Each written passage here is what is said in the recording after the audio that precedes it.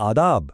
आज के इस तजिए में हम सीधा चलते हैं रिवायती यूनानी तिब के एक इंतहाई अहम पौधे की तरफ, ज़रएम्बाद, जिसे हम ज़ेडवारी भी कहते हैं। आज हम कदीम हिकमत और जदीद साइंस के दरमियान एक ज़बरदस्त पुल बनाएंगे ताकि इसकी असलियत को ठीक से समझा जा सके। तो आज का हमारा खाका कुछ इस तरह है। पहले ज़िद्वारी जड़ से थोड़ा तारुफ हो जाए, फिर हम यूनानी तिब में इसके मिजाज और अफ़ाल को समझेंगे, उसके रिवायती इस्तेमाल देखेंगे और आखिर में इसकी कीमिया और अहम एहतियाती तदाबीर पर बात करेंगे। चलिए शुरू करते हैं। सबसे पहले आइए इस ज़नाबात की जड़ को करीब से देखते हैं और इसकी नबाताती शनाख्त करते हैं। अब किसी भी दवा को समझने के लिए उसकी जड़ तक जाना ज़रूरी है। लिटरली आमतौर पर इसे ज़िडवरी कहते हैं, लेकिन यूनानी तिब में ये ज़राम्बद, कसूर या कपूर कचरी के नाम से मशहूर है। ये जिंजबरेसी खानदान से ताल्लुक़ रखती है, यानी अदरक का खानदान। अगर इसकी पैदाइश की बात करें तो ये मूल रूप से भारत, ख़ास तौर पर कोची और केरला के इलाकों से आती है। और हाँ, इस पौधे का जो हिस्सा हम इस्तेमाल करते हैं वो सिर्फ और सिर्फ इसकी जड़ है। दिखने में एक ऐसी होती है, ये एक जर्द यानी पीले रंग की जड़ है, लेकिन जो चीज़ वाकई तवज्जो खींचेगी वो है इसकी इंतहाई तेज़ खुशबू और एकदम कड़वा मसालेदार जायका। ज़बान पर लगने वाली ये तेज़ आंच दरअसल इसकी असली ताकत का पहला इशारा है। वैसे कदीम किताबों में इसकी दो अहम अक़साम का जिक्र मिलता है।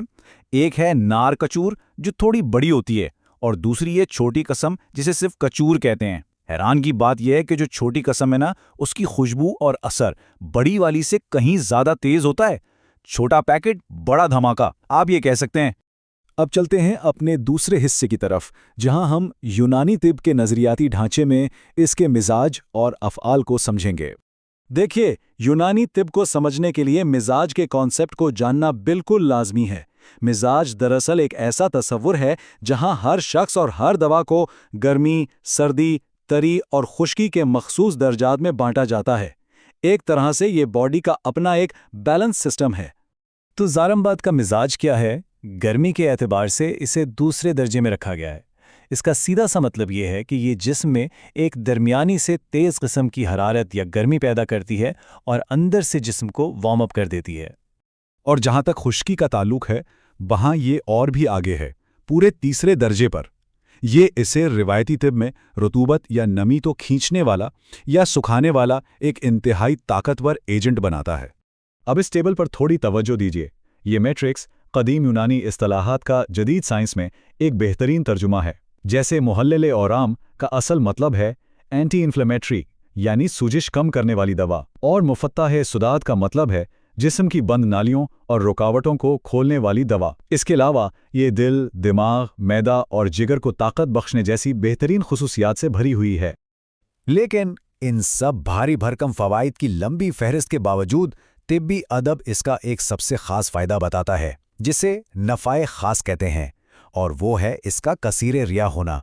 आसान लफ्ज़ों में समझें तो इसकी सबसे बड़ी सुपर पावर मैदे और आंतों से गैस और अफारे को फौरी तौर पर रफ़ा करना है। ठीक है, अब सवाल ये है कि इन नज़रियात का अमली ज़िंदगी में क्या फ़ायदा। आइए तीसरे हिस्से में इसके रवायती तिब्बी इस्तेमालात पर नज़र डालते हैं।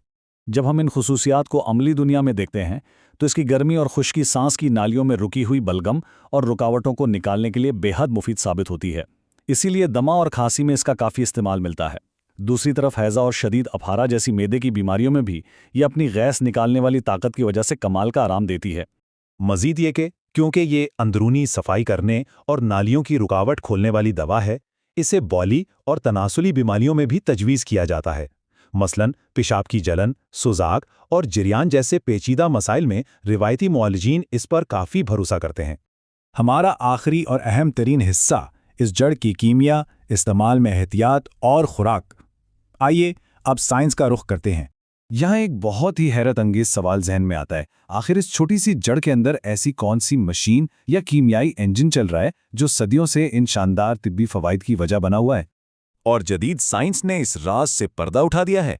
इसमें कैम्फर यानी काबूर और जिंजबरीन जैसे अहम मुरक्कबात शामिल हैं। और मज़े की बात देखें, यही वो केमिकल्स हैं जो इसकी तेज़ खुशबू, मसालेदार जायके और उन तमाम ताकतवर एंटी इन्फ्लेमेटरी और कार्मिनेटिव असरात को साइंटिफिकली साबित करते हैं, जिन्हें यूनानी माहिरीन सदियों पहले ही पहचान चुके थे। खुराक के मामले में रिवायती तिब बहुत मोहतात है। اس کی مقدار صرف 1 سے 3 ماشا طے کی گئی ہے، یعنی بس چند گرام، تاکہ جسم کو پورا فائدہ پہنچے اور کسی قسم کا نقصان نہ ہو۔ اور احتیاط کی بات کریں تو کیونکہ یہ دوسرے درجے کی گرم دوا ہے، یونانی ادب میں واضح طور پر لکھا ہے کہ ایسے افراد جن کا مزاج پہلے سے ہی گرم ہے، جنہیں محررین کہتے ہیں، انہیں اس کے استعمال سے سختی سے پرہیز کرنا چاہیے۔ لیکن اگر دوا کا اثر الٹ کر جائے تو کیا کریں؟ اس کا بھی حل موجود ہے۔ اگر کوئی مضر اثر ہو جائے تو اس کی اصلاح کے لیے گولے بنفشہ تجویز کیا گیا ہے، اور فرض کریں کہ زارمباد کسی وجہ سے بالکل ہی دستیاب نہ ہو تو دروناج نام کی جڑ کو اس کے بہترین متبادل کے طور پر آسانی سے استعمال کیا جا سکتا ہے۔ ویسے زارمباد شاید ہی کبھی اکیلی استعمال ہوتی ہو۔ یہ یونانی طب کی مشہور زمانہ ترکیبوں کی ایک اہم جان ہے، جیسے صفوفی چٹکی، معجون ازراقی یا حب کبیر نوشاداری۔ یہ تمام ایسی کمپاؤنڈڈ ادویات ہیں جو معدے اور جگر کے معاملات میں بیک بون مانی جاتی ہیں۔ اس نباتاتی تجزیے کو ختم کرتے ہوئے ایک گہری سوچ ابھرتی ہے، آخر ان منظم اور قدیم یونانی کتابوں کی صفحات میں مزید کتنی ایسی جدید کیمیائی دریافتیں چھپی ہیں جو دریافت ہونے کا انتظار کر رہی ہیں؟ یہ ایک ایسا سوال ہے جو واقعی ذہن کو جھنجھوڑ دیتا ہے اور طب کی دنیا میں نئی راہیں کھولتا ہے۔